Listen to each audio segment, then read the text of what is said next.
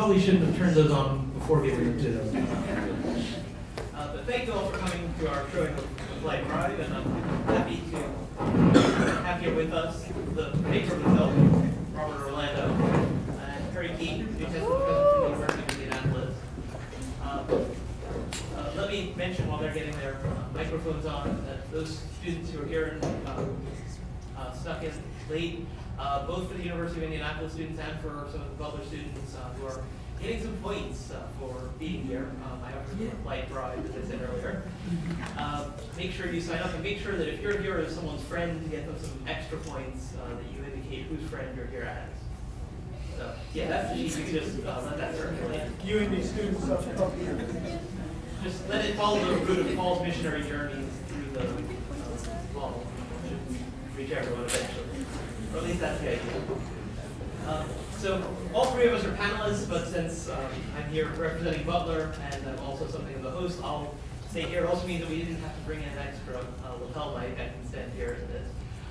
But I'm hoping that rather than the three of us talking to one another, which of course when you put three people interested in the New Testament together, we gladly do, we'd much rather talk with you. So if you have questions, observations, reflections, things that you'd be interested to talk about, I think we have half hour, 45 minutes that we can spend talking. Who'd like to get us started?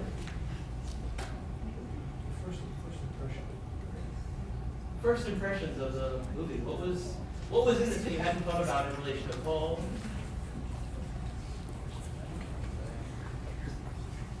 And I know there are some students here who've been thinking about Paul all semester. We'll have some thoughts. Who'd like to get us started? I just thought that the animosity between James and Paul, I thought that was really surprising. And the seriousness of it too. That's kind of my impression of the top of the movie. That they like, I don't know, wow, that was like a serious rivalry, so to speak. Did you feel that they both had an equal point of view, that they were treated fairly, that they had different perspectives, that no one was demonized or whatever in the film? Yeah, I mean, I would say pretty fairly. I mean, James kind of seems like a villain a little bit, just because, I mean, he's sort of responsible for, I don't say responsible for this imprisonment, but I mean, he didn't stop it by any means. And it's about Paul, so you kind of go in rooting for Paul. So, I only asked that kind of like, because I think that's a good conversation starter, because we did the film from James' perspective, that Paul was being disruptive of his world. You could probably make the case the other way, right? But Paul ultimately survives in our history, so he's seen that way. But I took a lot of time to make sure that James had a fair shake at at least his perspective, even if it wasn't as dominant as Paul's, had another perspective, an alternative. I think that I'm led to ask whether you considered making a sequel called Impolite Bribe, done from James's perspective. I think that could be really interesting. Well, it's the single most asked question after the film is, well, what do you really think James did to Paul or not? And I didn't want to do another film, but I did write a paper, a pretty extensive paper, which I'm thinking about where to release it. It's about this issue, treated just like a detective story from the point of the entrance into Jerusalem, who James were, the sources you could use, what do I believe happened, what do a lot of scholars say. There's a handful of scholars, very well-respected scholars, I believe I did not go far enough. James literally was the reason for the plotting of Paul's life. So, which I think if you go there, I couldn't go there, I didn't think I felt comfortable going that far, but leaving it open, and it was impossible that he would not have known about Paul's troubles. That was where I drew the line, but there were serious scholars that say, no, it's clear at that point he's washed his hands of Paul. It's probably responsible for drawing him into the whole ambush, they've said. So, which I think is fascinating. You think about this in light of the fact that James is Jesus' brother. All right, so where do we go from there? So where do we go from there? Yeah.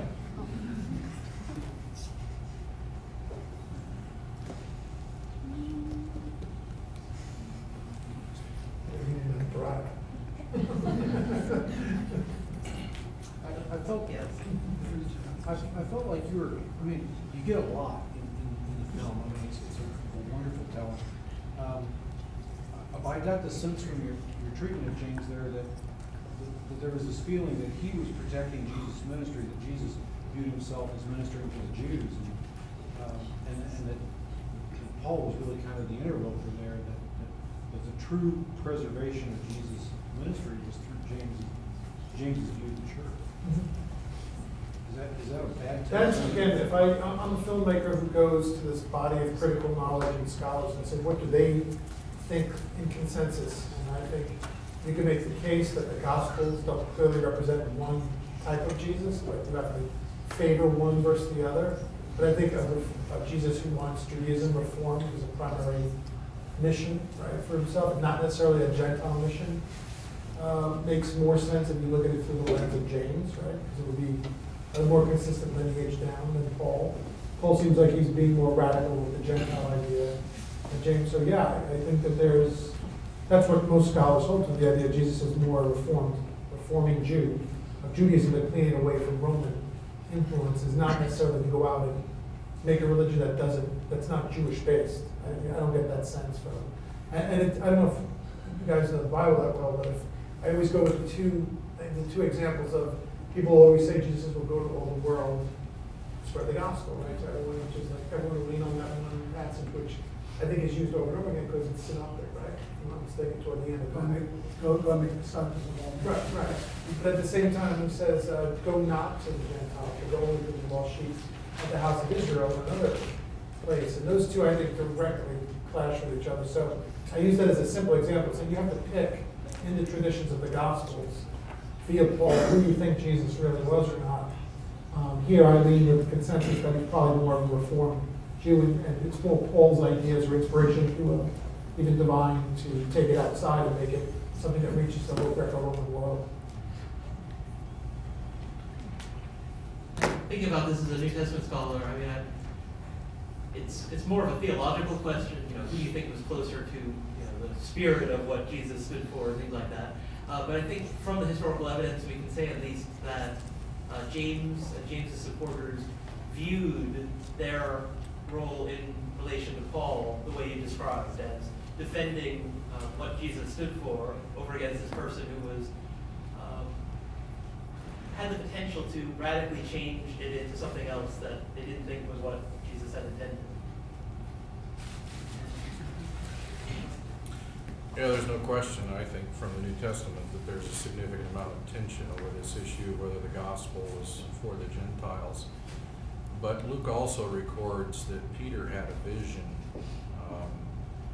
that led him to be convinced, as best I can recall, that the gospel did extend to the Gentiles. So in your preparation of your movie, how did you deal with that? I didn't see any reference to it, so I'm wondering whether you thought or concluded that it had no significance to that issue at that period of time. And That's a good question. It's a great question. I have a few thoughts. One is that if you study the form of the narrative that Luke is using, it seems like it argues more for kind of the cover-up idea that he's making it. Like, first God goes to Paul, and then God goes to Peter, and as if like intention is behind these conversions all falling in line. That makes you, I think, a little suspicious, given Paul's letters. One. The second observation I would make is look how conscientious Peter is about the step he takes. I think he's going to the centurion, right? In Acts 9, I think it is, right? Right. Yeah, Acts 9, yeah. But he keeps saying to him before he enters his doorway, he's so conscious of the ethnic spot. I'm not supposed to come, and I'm not really supposed to come, but because now the Lord said I can come. He's making such a clear case of that ethnic threshold is literally crossing to go in the guy's house.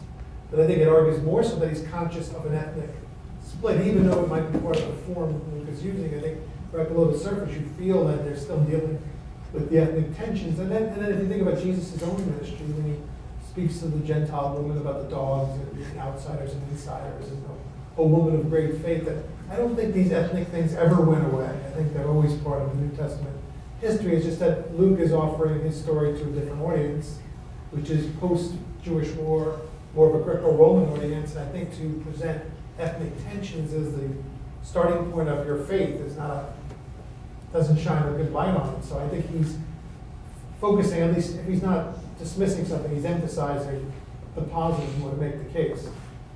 That would be some, but I am aware of the message to Peter, I'm sorry. No, okay, can you hear me okay? We are very much enraptured by Acts account. At that meeting of Paul and the other apostles where the question of the Gentiles is first comes up, and Paul comes away thinking he's got a basic agreement. When Acts tells that story, Paul doesn't get a word. Who makes the case for the Gentile mission? Peter and James. So guess what, folks? Our author of the book of Acts is really rewriting the story. Now, I do think that Peter and other Jewish followers of Jesus came to some sort of, shall I say, acceptance of Gentiles. Otherwise, you wouldn't have Peter and Barnabas in Antioch sharing the Eucharistic meal with them. Okay?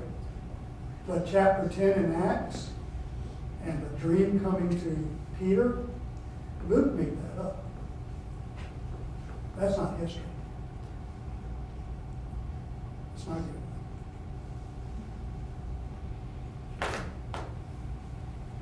Just to chime in as well, I mean, I think one of the interesting things to think about is that Paul gives the impression in Galatians that they had initially come up with a solution where it's like, okay, you go to the Gentiles, far away, presumably. It's kind of an interesting way of telling someone to clear off. You go to the Gentiles, and we'll take care of the Jewish mission, and we'll do our separate things. And you can see why that was a solution that was destined to fail in some place like Antioch, where you have a strong Jewish population and you have a strong Gentile population. And so, and that was the case throughout at least major urban centers. And so there was a sense in which that was a solution that was doomed to fail. In Acts, one of the details that really strikes me is that there's this depiction of a Jerusalem council where Paul, Peter, James, other Christians are all together and they come up with some kind of harmonious accord. And one of the things that's striking when you read Paul's letters is that he never mentions this supposed agreement. And there are a number of ways that you can explain that. One is that it never actually happened, and Luke is writing after the fact, trying to come up with a solution. One is that Paul had felt that the Christians in Jerusalem had backtracked on the agreement, and so he no longer needed to stick to it himself. But there's a third option which I find intriguing. In the story, right, which is directly related to the Polite Bribe, to the bringing of the offering, Paul arrives in Jerusalem, and Luke depicts James as telling Paul on that occasion, and we've written to the Gentiles saying that they should observe these things, as though Paul's hearing about it for the first time. And so it may be that actually what Luke is hinting at is that there was some sort of agreement, or there was some stance that was adopted by the Jerusalem church, but they didn't tell Paul about it. They wrote to Gentile churches, in other words, his churches, and expressed their own view. And so sometimes when we look closely at what Acts says, there are a lot of things that are unclear from a historical perspective, but there are some things that do strongly suggest to scholars that Luke is trying to depict harmony where in fact there was significant tension. And that's not necessarily a bad thing, right? I mean, because he's trying to overcome that tension, trying to find solutions to that tension. But in the process, he may be obscuring, at least until we look beneath the surface of what he says, the impression we get of just how harmonious or tense things were in early Christianity. I think about like the George Washington story that he had to shoot some of the soldiers to keep them loyal.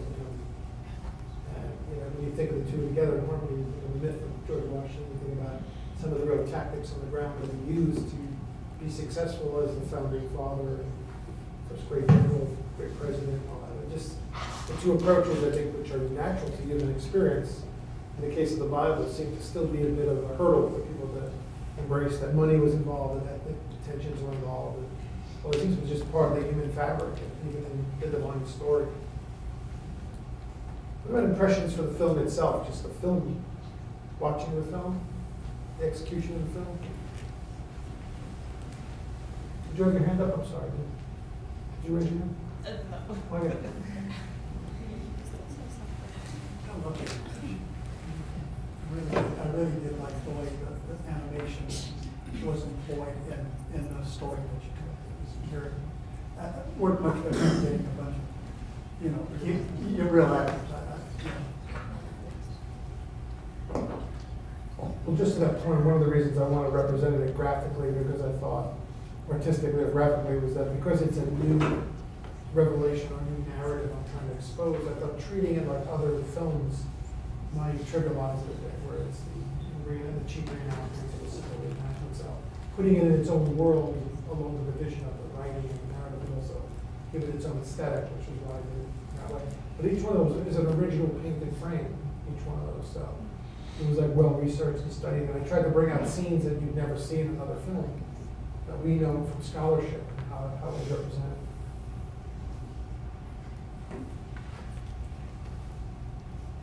Other questions? There was a significant amount of work in putting your interviews together, so how did you go about setting up the professors to respond to your storyline in a way that told the story? Well, I was explaining to James earlier, I was saying it's unique to this film. I don't know if I'll ever do it again, but it took so long to make it that my own views were changing as I was going through the process. So I was using the interview sometimes to answer questions for myself. And that made it interesting because the search, usually when they do these films, they'll get the three scholars who agree with what they already believe, and then they'll just reinforce it as part of the storytelling. Where in this case, I needed the scholars to keep saying, look at what I'm thinking. Check this out. Can I say this? Can I? So you're getting kind of there answering me also to find out about the story. So I'll say something, I'll set it up as a narrative. I'll narrate it. I'll say, well, there's Paul. He's coming back with his collections in Rome, and you think, and I would try and lead them to the story so that they were speaking as commentators to what the storyline was. That they said, well, no, you can't say that. I wouldn't say it. So there was no formula way. It was just a lot of.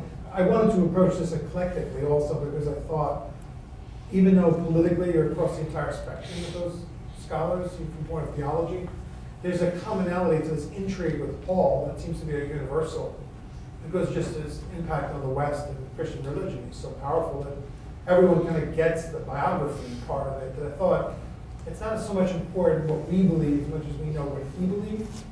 And most people agree with what Paul believed. They may have a different point of view about analyzing that belief, but so that wasn't hard. It kind of crosses, and that's why as a filmmaker you look for the universal human story. I wasn't coming from a political or theological persuasion. Just wanted to tell his story, Paul.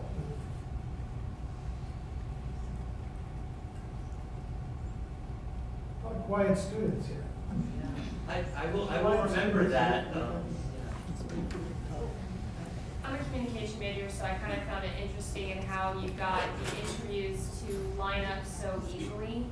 It seemed like they kind of had a flow to them, and I'm trying to get a little bit more out of you on how, like, you answered that a little bit in that last question, but how were you able to take every single interview and make them to where they flowed that easily? Well, I'll try again what I was saying and break it down a little more. I think this is what we've talked about this for almost 2 days now, but the idea of using I don't want to get technical, like a syllogism for an argument versus a narrative to make a point are two entirely different things. It's why I believe, by the way, Luke is successful and Paul's not. Because Paul is fragmented, diary-like church notes, like fix this, don't do this, whatever. That's not a story. That's why we like Galatians' autobiography, because he's telling you this happened and that happened. So number one, what a narrative does, unlike an argument, is that it's not meant to make a point theoretically or logically. It's meant to persuade emotionally, because it's meant to tell a story that gains empathy and you buy into where we're going, and then it persuades. That's what stories do. So Luke kind of wins the day because he gets to tell the story. But what I try to do is go back to Paul and say, well, if Paul had a story to tell, what would he tell? It would probably look more like that, which was my goal.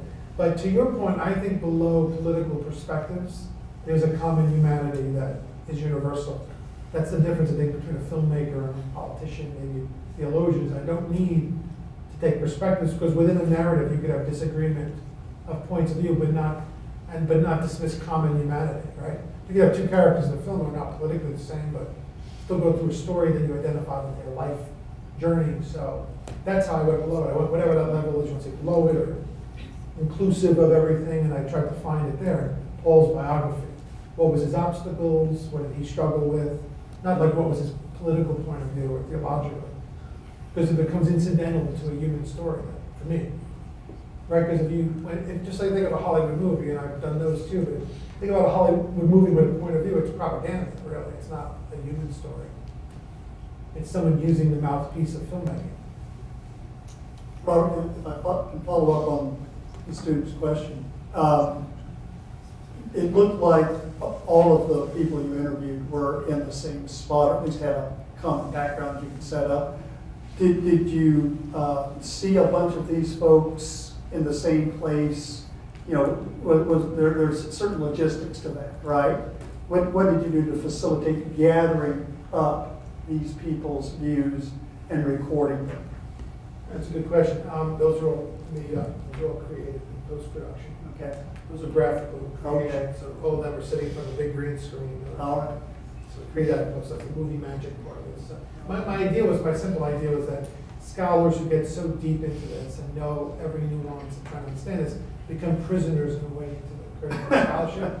So they live in these catacombs because they can't ever get out of trying to figure out the truth, and that was kind of why I placed them in this interrogation of, you go that far on a subject matter, you're going to be a tortured soul, because it's hard to ever know what you can absolutely believe anymore or whatever. So that's why I put them in those environments. Plus the Roman, put them in the Greco-Roman environment too. So you're a Roman interrogator. I am.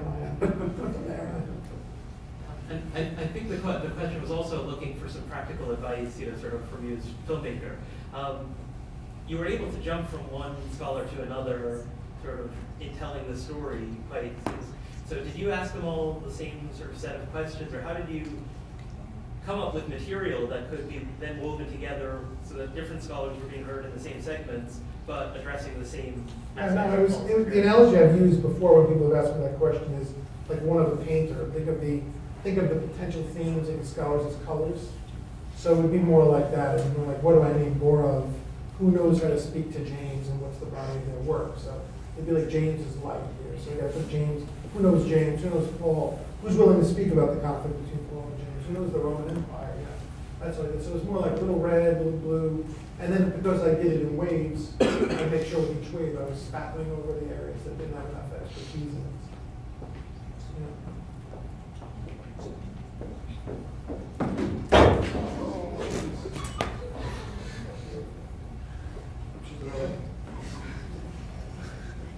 I thought no one else is going to try and leave her. So which means we need more questions. Just one or two more, I'm sure they're good ones. So. Well, I like the communications question because I think outside of the material of the New Testament, which people may or may not know about, I like to talk sometimes from the communication perspective, or the cultural perspective, like what does a film like this mean in light of religion generally, and how people present to the broader culture this message. What does it mean to Christianity? What does it mean to the culture of Christianity? Questions like, why don't people know this story? Why is academia so far from the church? At least the exposure I've had. To the communications question, I think that's, anybody have any reflections there? Yeah, I'm not in any of the classes, Mm-hmm. and I've obviously read this, but it would have helped me at the outset of the film to have picked a point and said, the fuse was lit at the crucifixion, or the fuse was lit at the ascension. To say, here's where everybody was. Peter's going here, and Luke's going there, and James is he's worried about this, and I felt like I came into the story a little farther along than I really wanted to. Yeah, I get it, Paul's the central guy. But maybe a little bit more time in the introduction of here's why these people were really set at odds. And Paul came along late in the game, and that must have created some resentment. Mm-hmm. Yeah, no, I've thought about that. I mean, there's this phrase they use called the infinite regress, where like how far back you keep building the building blocks. At some point you got to jump in, and I struggle with that. I always wondered, like, I didn't want to make it a 6-part series or episodic, or didn't want it to sound like a lecture either. Like, here we are, here's 25 books of the Bible. And I cut 3 chapters out of that had the earlier life of Paul. But when you were watching it, it felt like you need to you have to get on with the story. Because the story is really about the collection. I mean, that's the theme and the development of the story that you feel is compelling is the collection. They're not getting along. The collection becomes part of the glue that holds them together and it falls apart. That's kind of like your conflict in the story. So if you put in there, he was from Tarsus and the other apostles believed it felt like you were just waiting and waiting for the story to get started. But I have thought about this because there is a certain body of knowledge you need, I think, to understand why this has insight or why this makes sense. You need almost a general knowledge of the Bible and who the characters are. So I've thought about doing the first volume. You know, maybe it's just like a simple question: who's Paul? One of the apostles? You know, I don't know. It wouldn't be as compelling as this, but it would be much more informative to set the table for that story. Where are you going to start the patent project? You mean in the story? Well, no, I cyberstalked you on IMDb, and it says you're working on. I'm already about halfway through it, but you mean where do I start the story or start the project? Where do you start the story? I start the story at his accident, the death of his life, very end of his life. Well, you didn't have much to say after that. No, but it's all about going back. We meet him in his hospital room just after the accident, and all the major figures from the war appear to him. Churchill and Monty and Hitler and Stalin all start appearing around his bed like ghosts, and you go back into his mind to understand the riddles as to why he got in so much trouble in his life, and raise the question as to what happened in the accident. Was it really an accident? Similar to the deconstruction approach to this, where you go behind history of it, but different because the sources are so massive. You know. But they're similar, by the way. It's really interesting. They're similar. Patton and Paul, you would never think that, but prophetic characters who believe they know something before it happens. In the case of Patton, it was the Cold War to come, and he was killed accidentally or not before his time, but had something to share about the way the world was changing or what needed to be happening, and ultimately the world played out. In the case of Paul, it played out his way. In the case of Patton, his message didn't stick and had to be learned through the sufferings of the Cold War. So it's similar to prophetic figures who kind of don't get a chance to see how their prophecies play out in the world.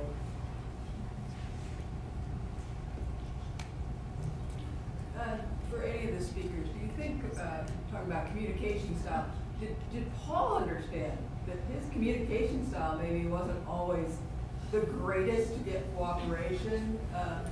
Did he so believe that, he was so worried about that unity that he was just gonna go out there, full tilt and didn't care what people thought? Did he not realize that maybe he wasn't always doing himself a favor? Paul was really motivated by the belief that the present age was almost at an end. He buys into this 2 ages theory of history. Present age is evil and it's going to be brought to an end, and then God's rule will be effective. So he felt like he had to move. There is no long haul. So it's got to be done. So I think that explains a little bit of it. You read his letters, Paul is actually quite a master of rhetoric. And that means that he understands, trying to persuade people. Now, rhetoric has sometimes a bad reputation, but I don't think Paul had, let's put it like this. Paul may have had his conflicts with some, but he was very successful in some other places, right? And so you don't become successful by pissing off everybody, right? He was persuasive to some communities, and a lot of those communities were extremely loyal. He wrote to the ones where there were problems. We don't hear about the ones where he didn't have problems. He was also a self-proclaimed zealot. I mean, let's face it, he was a zealot. He was a prophetic zealot. So let's not think about Well, we think, again, I hate to compare with Islam because there's a lot of things that don't make sense with that, but if you think about an extremist today, if you think about someone who really believes the world's coming to an end, and their group need to get it together so that they survive the end of the world, think about what kind of behavior that looks like. You're probably closer to what Paul's doing. He's not, again, we have, because of the 2,000 years between us, that filter. You think about him plotting out a huge institution that will go on with biblical teachings and a Bible and a canon, and none of that's going on there. This is like on the ground, end of the world. Don't marry, don't do anything, collect all your money, don't be bothered with going to court, don't do anything. It's all going to stop soon. To the point where people, even in the first generation, start dying off. In his letter to the Thessalonians, saying, what happened? Where's the end? That's just in the first generation. Imagine second, third, fourth, fifth generation. Where is this going on? And that's why I think, I don't know if this comes through in the film, but I believe that's the motive for why James pulls back. Because after a while they're saying there's no Jesus appearing. If he's not appearing, what does that look like to Judaism now? If the Gentiles are pouring into the church, one of the scholars, I think it was Paul Frederickson, was talking about like the vote, just on voting of things. Little by little, Jewish laws would get voted down, and so the fear of like the very thing that kept these people together for 6,000 years, he was jeopardizing based on an apocalyptic event that never happened. There is a very strong case for James and what happened to him. That's why I don't think they minded when he was out of the scene, because he was threatening the very core of it all in his understanding of the Messiah at the time of it. These are like profound questions about our beginnings. It's not just religious history. It's like how we came to understand ourselves. Another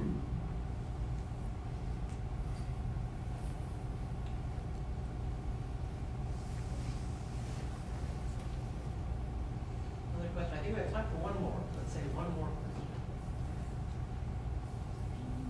question.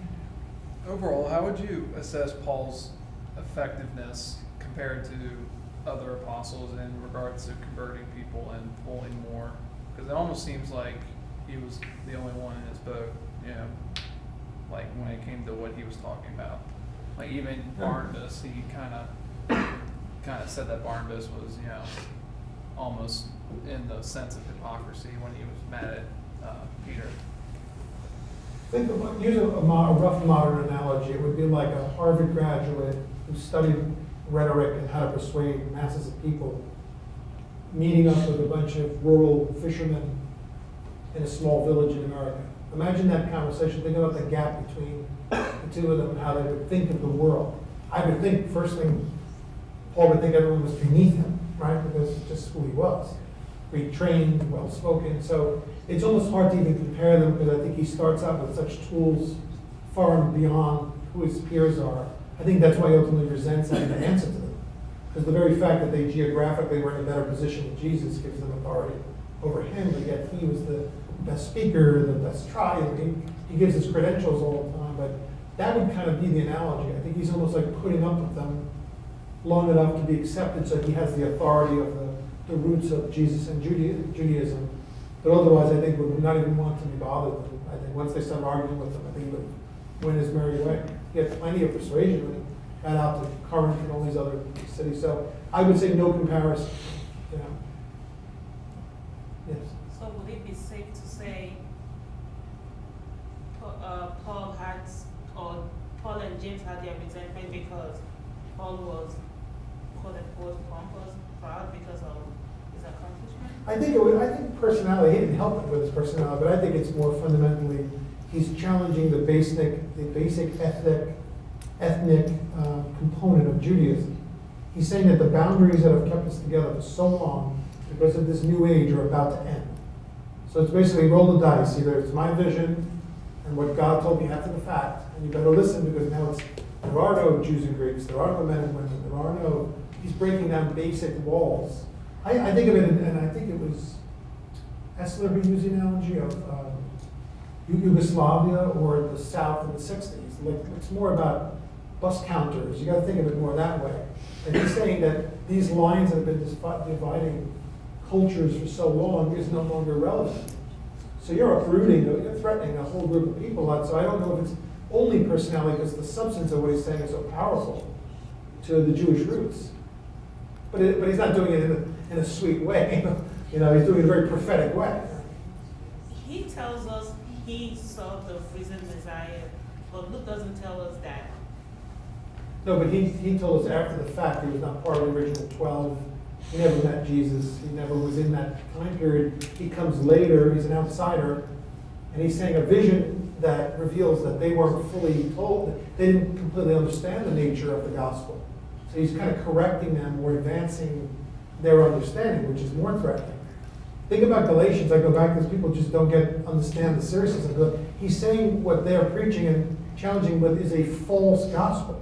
I'm not saying it's another gospel, or like the way people will usually go over this. They'll say, well, there's different nuances to Christianity. It's kind of a Jewish gospel, and not to Paul. I mean, Paul didn't say there's kind of two gospels here, and you do what you want, you pick what you want. He was saying how foolish you are that you would go back to your roots, your cultural roots, and need that anymore in light of the revelation. I'm sharing my gospel, the true one and only gospel. Even if an angel comes to you and tells you otherwise, who bewitched you, you know.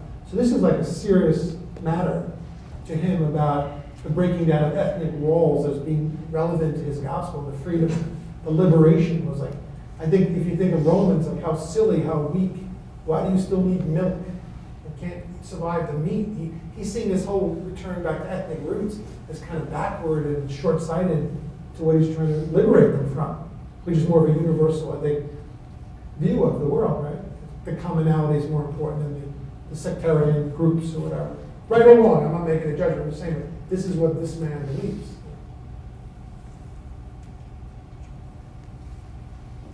Do you scholars agree with that? Up to a point.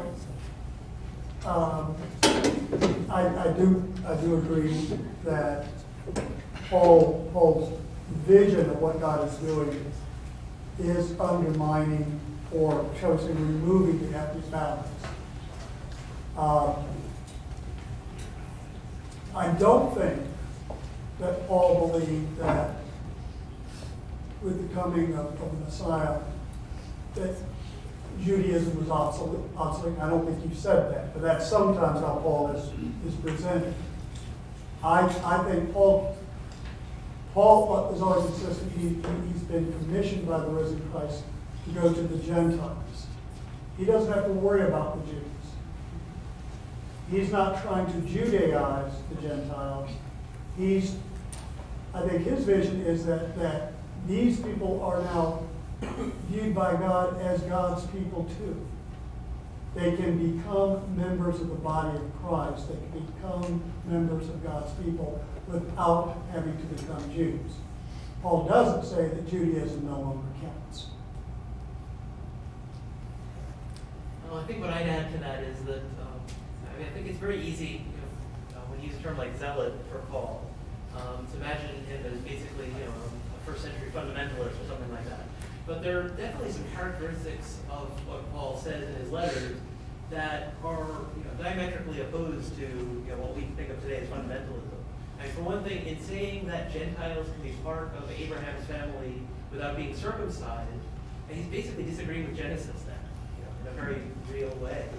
And he comes up with an explanation for it, but he's allowing his experience of Gentiles, people who are not Jewish, having had this life-transforming experience he talks of as encounter with the gospel and being filled with the Holy Spirit, to basically lead him to say, God clearly has accepted them, and so therefore, God must be doing something different than what Genesis tells us. And Genesis is quite explicit. Anyone who's going to be considered part of your household, even if they're not your descendants, even if they're bought you with your money, they're servants in your household, they need to be circumcised to be part of the covenant community. And so Paul is actually willing to go against the plain meaning of Scripture. Now, of course, you might say the fundamentalists go against the plain meaning of Scripture when it suits them too, but there are those who are zealous for excluding others and keeping privileges to one's own sort of ethnic community, for instance. And there are those who are zealous for including others who have previously been excluded. And Paul seems to be in the latter category in terms of what he's zealous for. And so I think that's worth observing. Doesn't mean that when you wish people to castrate themselves, it's a nice thing to say or anything like that. But we see in Paul the kind of zeal we see in other human beings. And one of the things I really appreciate about Paul's film is that we really do get a sense of these people as human beings, who are wrestling with issues and making judgments as fallible human beings in view of the things they've heard and the things they've experienced. Is that enough of what us others think about that? Anything else? I don't want to cut things short. I also don't want to prolong things longer than you wish. Well, let me say, as someone who's written something and published something, while we will in a moment clap and express appreciation to both Perry, but in particular to Rob for making the movie as well as being here to share this experience with us. But I know that one thing that people who write things or make movies, and Rob has done both, really appreciate is when someone expresses that appreciation in a concrete way, like by going on Amazon.com and writing a review. So if you enjoyed the movie, I would certainly encourage you to do that because it lets people know what you think of it. It sort of helps spread the word. So, but let's thank our pals and let's thank Rob for making the movie.